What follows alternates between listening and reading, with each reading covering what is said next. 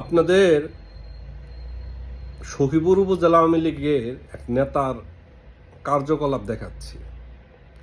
সে হচ্ছে, আগে ভিডিওটা দেখাই, তারপরে তার নামটা বলি আর কি। দেখেন, আমরা এই ফোন করতে হবে আমাদের, আর আলসি করতে হবে না, আলসি জিনিসটা করতে হবে না। সকলকে একটু কাজ বাদ দিলে একটু কেন্দ্রে যেতে হবে, কেন্দ্রে গিয়ে ধানের শীষে মার্কায় আপনাদেরকে ভোট দিতে হবে। শুধু সমর্থন দিলাম, কেন্দ্রে গেলাম না, লাভ হলো কি? কিচ্ছু লাভ হলো না। তাদের লাভ করতে হলে একটু কষ্ট করতে হবে। আমরা এমন একটা সুযোগ পেয়েছি, এই সুযোগ জীবনে পাবো কিনা সন্দেহ আছে, সন্দেহ আছে। কারণ আজম ভাই যদি সৃষ্টিকর্তা তাকে এমপি বানাবেন, এমপি হওয়ার পরে আপনার এর নাম হচ্ছে নরেশ বাবু।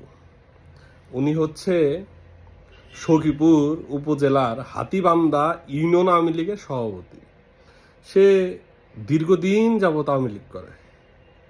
সে সেই শওকত মোমেন শাহজাহান সাহেব যখন জীবিত তখনও সে আওয়ামী লীগ করত। সে কাদের সিদ্দিকের সময় আওয়ামী লীগ করছে। সে সাবেক যারা আরও এমপি আছে আর কি, তাদের সবার সময় সে আওয়ামী লীগই করছে। সে একদম পরীক্ষিত আওয়ামী লীগের একজন নেতা এবং কর্মী, এবং ভালো কর্মী।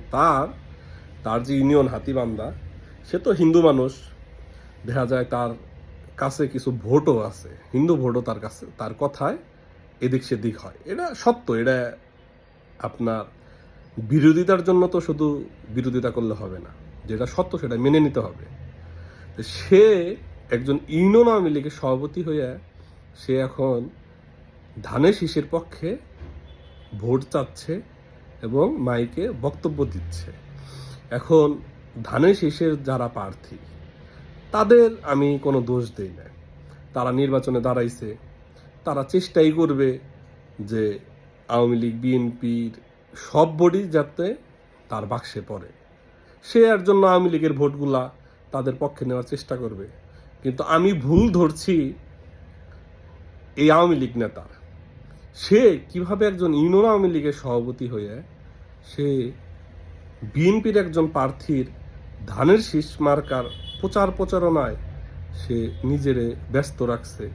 এবং সে তো নিজে কাজ করছেই, পুরা ইউনিয়নের যারা আওয়ামী লীগের নেতাকর্মী আছে সবাইকে